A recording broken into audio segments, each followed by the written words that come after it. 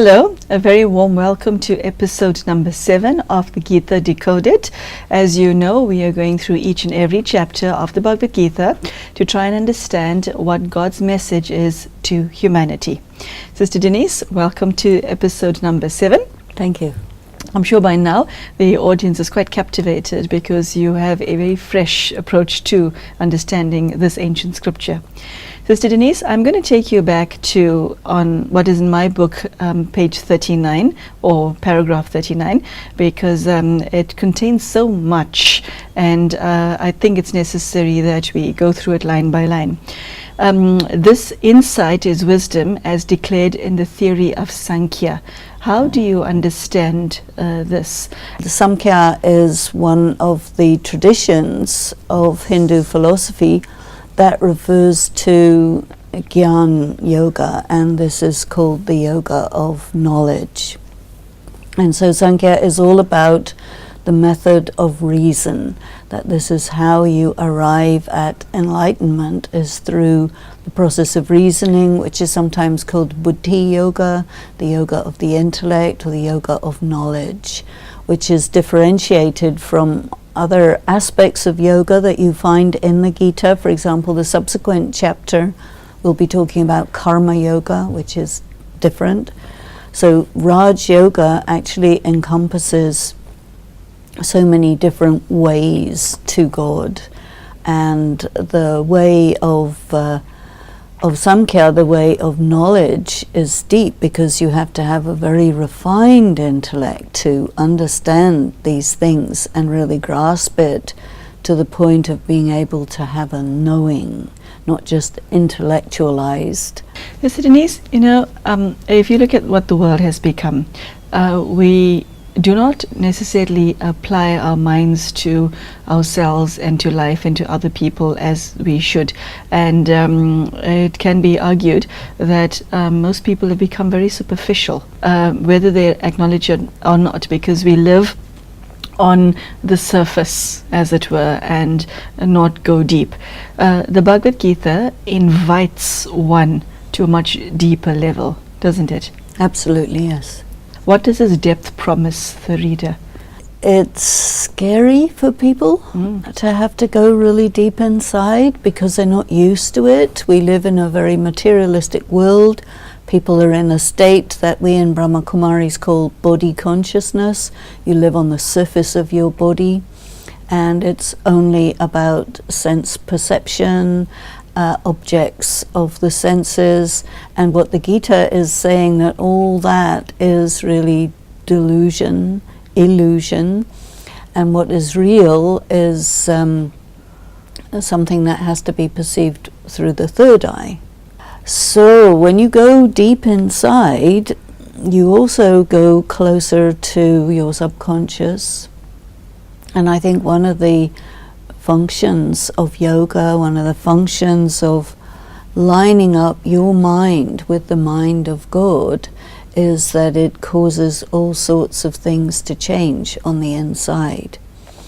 And that's a bit of a upheaval, and hence you also have the inner war, which is in a way exacerbated by the study and practice of Raj Yoga, because as long as you can keep everything sort of tamped down and under the rug, you can pretend it doesn't exist.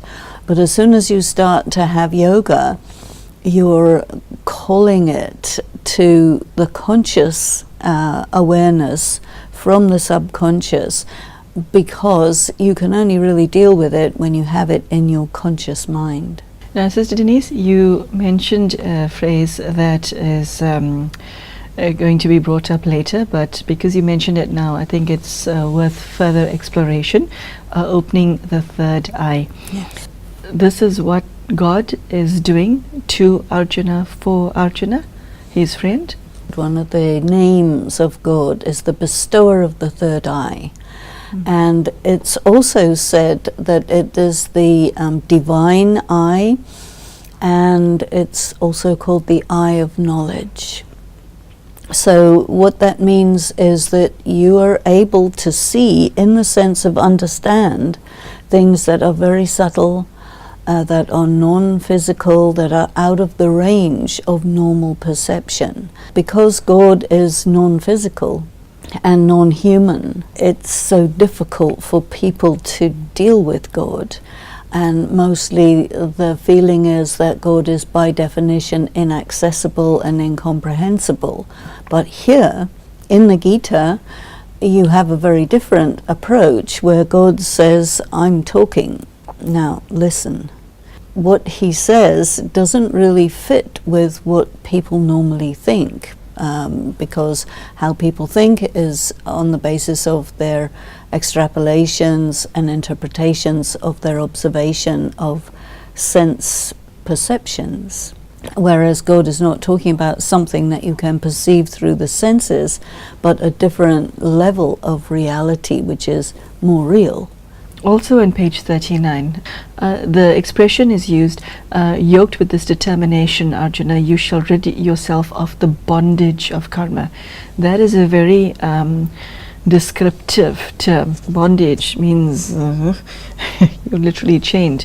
So what does this mean to you, and how exactly does the theory of Samkhya help the soul to rid itself of a karmic debt? I'm reminded of the very famous expression from John Locke, an English philosopher, who says man is born free, but everywhere he is in chains. And these are really the chains of karma, chains of karmic accounts. And this is why part of Raj Yoga is the study and application of the theory of karma, the philosophy of karma. So when you do an action which is based on false awareness, that action causes you to be in bondage. When you do an action based in what we call body consciousness, you come into karmic debt with another person. You start to perform negative actions and you come into debt, so then you have to repay. So you are bound to a person. Sometimes people find they're bound to particular individuals, particular places, particular circumstances, and you can't get away. And the type of person that you are will dictate what kind of action you will choose to perform.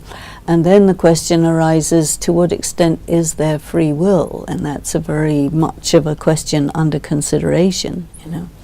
But what the purpose of the study and practice of Raj Yoga is to know exactly what kind of karma puts you in bondage and exactly what karma takes you out of bondage, and then also how your shifting of your karmic relationships from being indirect with God and direct with people, places and things to direct with God and indirect with people, places and things, because through that you get another kind of karma which is called neutral karma.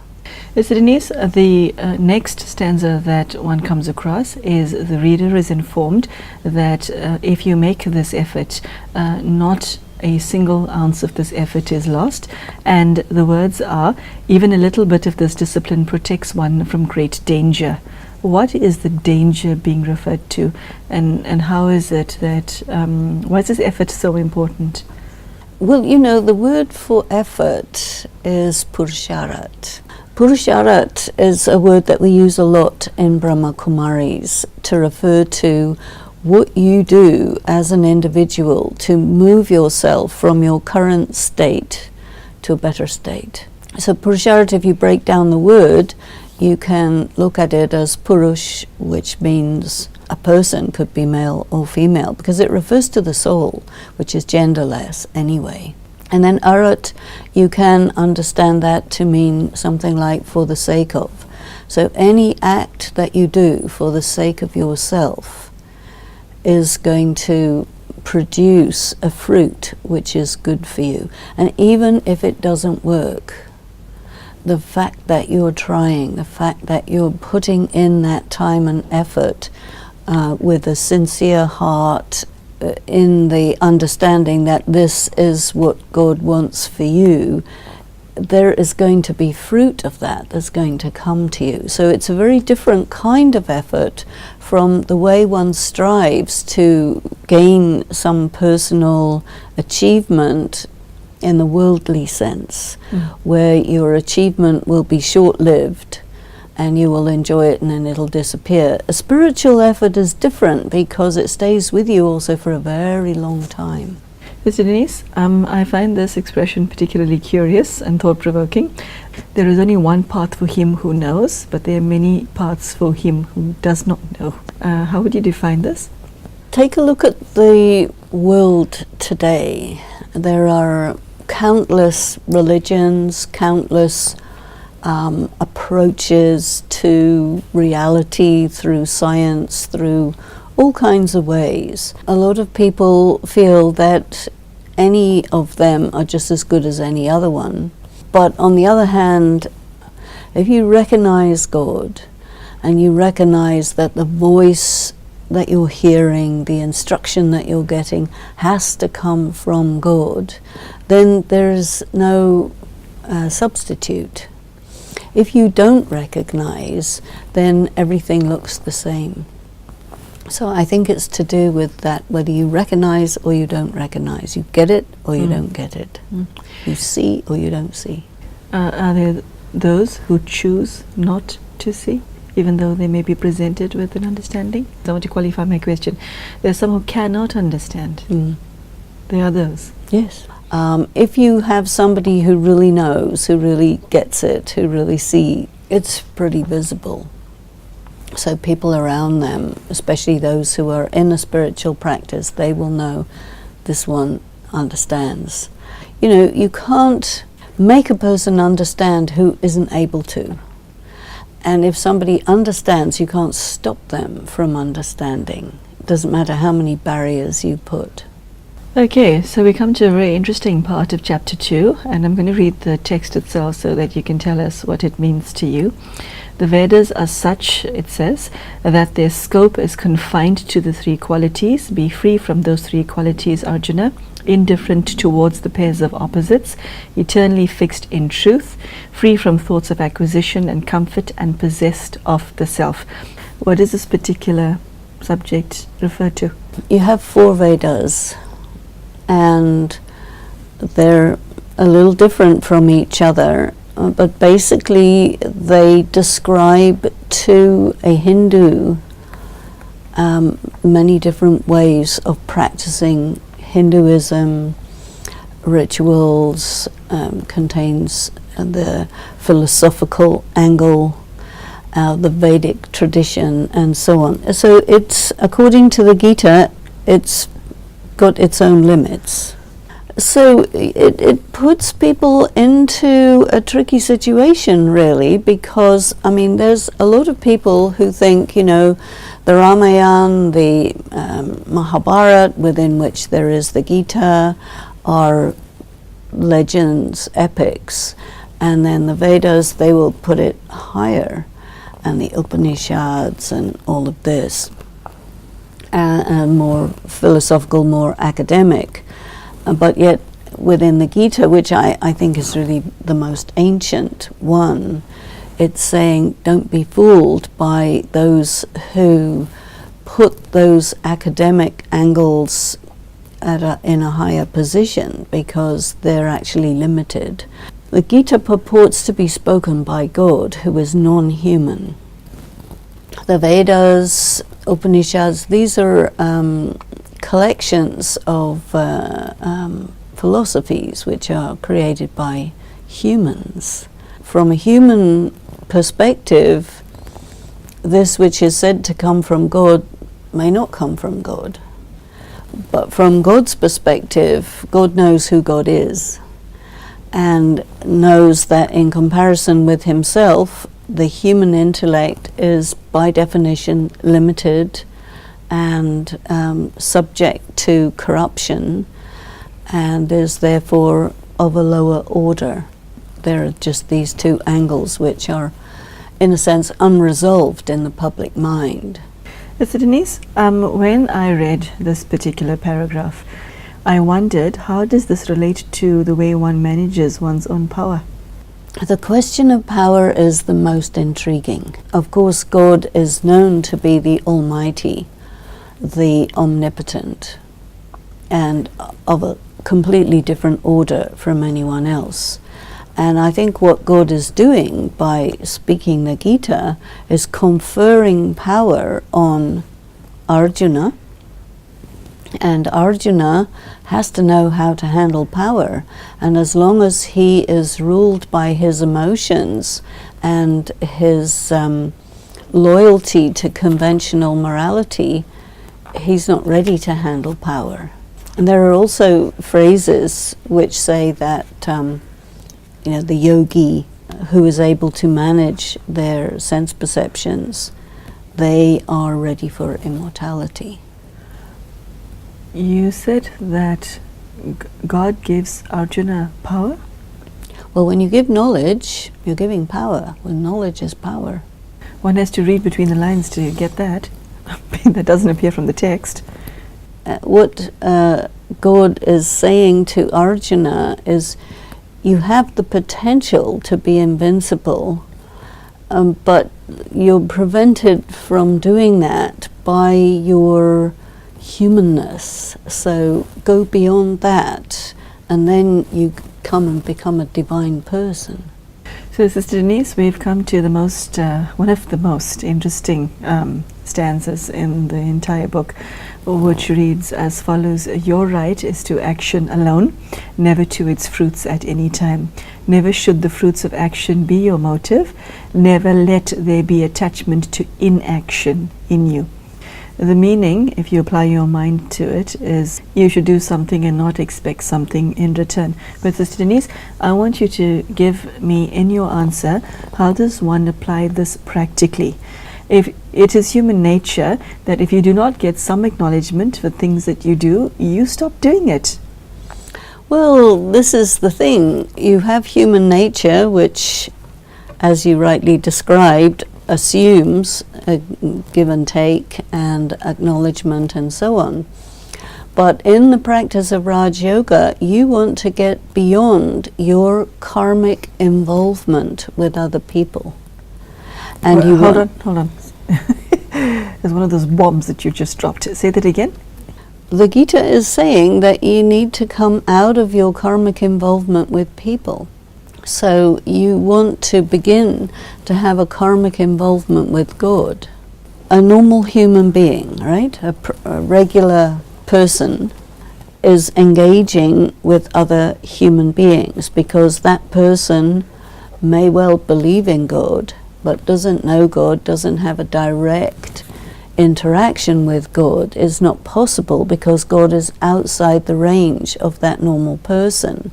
And what keeps God outside the range of a normal person is this attachment to the fruit of action.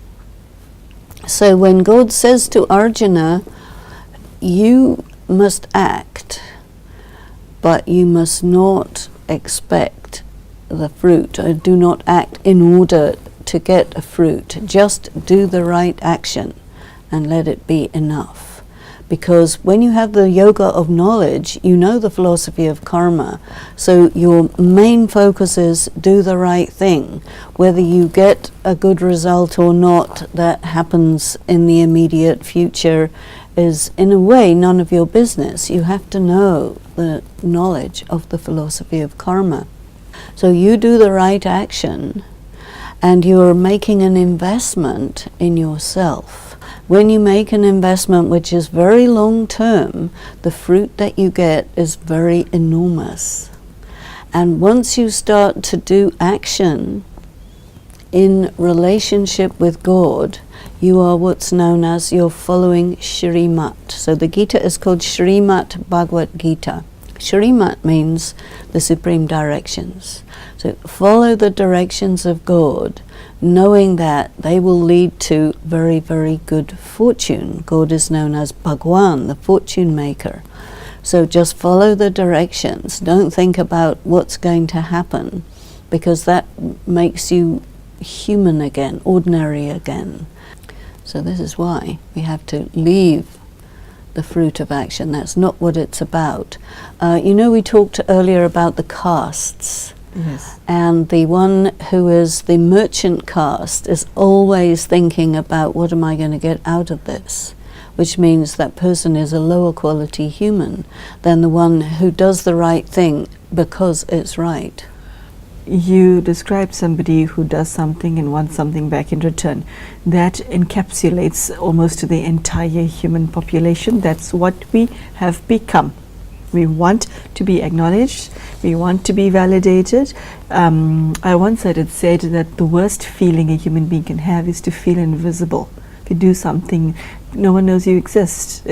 You feel as if, what is the point of being alive? Okay, if you're not seen and not heard. Okay, so here's the reader who really loves God, who thinks this Bhagavad Gita is a magnificent scripture. I want to become this. If you find yourself in that position, which, like I said, is the entire human population, but you want to ameliorate yourself, you want to lessen your karmic burden, how do you make the transition from here to here? The Bhagavad Gita is, well, here, and you are here. That's what happens, isn't it? You look at this book and think, this is exactly what I'm not. Okay, how do you rise? Explain how you climb up that ladder, having fallen. We're looking at the chapter on knowledge. So in this chapter, you rise by really deeply paying attention to, thinking about, cogitating about. You have to really understand the knowledge. And the knowledge is the soul is what's real. And when the soul performs an action, if that is a pure action, the soul will be benefited. And if it's an impure action, the soul will go into loss. And that is all you need to be aware of. And if you are looking for something from another human being, that means you're giving away your power. And that means you're not doing Raj Yoga anymore. Raj Yoga means the yoga through which you become the king. And a king does not ask somebody for approval or validation or anything like that. The king knows, I am the king. The king knows, I did a pure action, there will be a good result. You don't look for feedback. That is not your level, you see. If you're down, you're looking for feedback because you have fundamental doubt in yourself.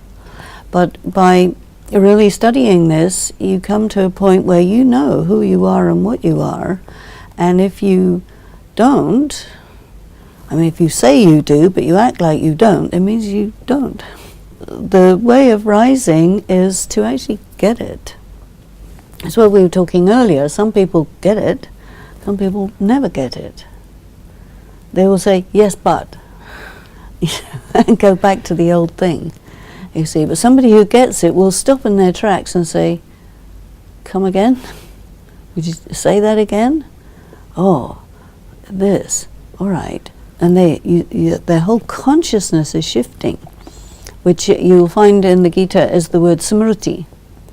You see, Which means? Smriti means awareness, but you'll find in your translation that it's generally translated as memory. One of the difficulties with the Gita is that any translation is an interpretation, and the interpretation is determined by the fundamental philosophy of life of the translator, because if the translator doesn't get it, you won't either. So what is in the original text is the material that you try to work with, because then you have a number of different possibilities. Like, for example, in the stanza that you just read, akarma is translated as non-action. But in Brahma Kumaris, we would not translate akarma to be non-action. We would translate it as neutral action. That means action which does not put you in profit or loss. And there is that type of action. Okay, Sister Denise, I I'm surprised that we only did 3 paragraphs in this entire episode, but they were so riveting. Your answers were so riveting that I'm glad that we managed to go to these subjects in depth. And well, a myriad of questions have arisen, which we will take up in the episodes to come. So there you have it. So thank you, Sister Denise, for joining us today. Like I said, I expected to do more than 3 pages, but the answers were so deep and powerful that I thought it best that you, the viewer, get as much information as possible as to what the Bhagavad Gita means by the terms of the theory of Samkhya, the bondage of karma, and also what it means to have knowledge, what it means to have this wisdom, what do you do with it, and how you empower yourself with it. I also like to know how to apply that which is written in this ancient text to our practical life. Sister Denise has been kind enough to give us some realistic examples. If you are in a state where you're not sure you understand, then I invite you to stay tuned for the next episode, where we will explore chapter 2 further. So Sister Denise will be able to share with us what the full message is that is contained in chapter 2, including what is meant by the 3 gunas. So thank you for joining us, and thank you, Sister Denise. Thank you. Thank you, and goodbye.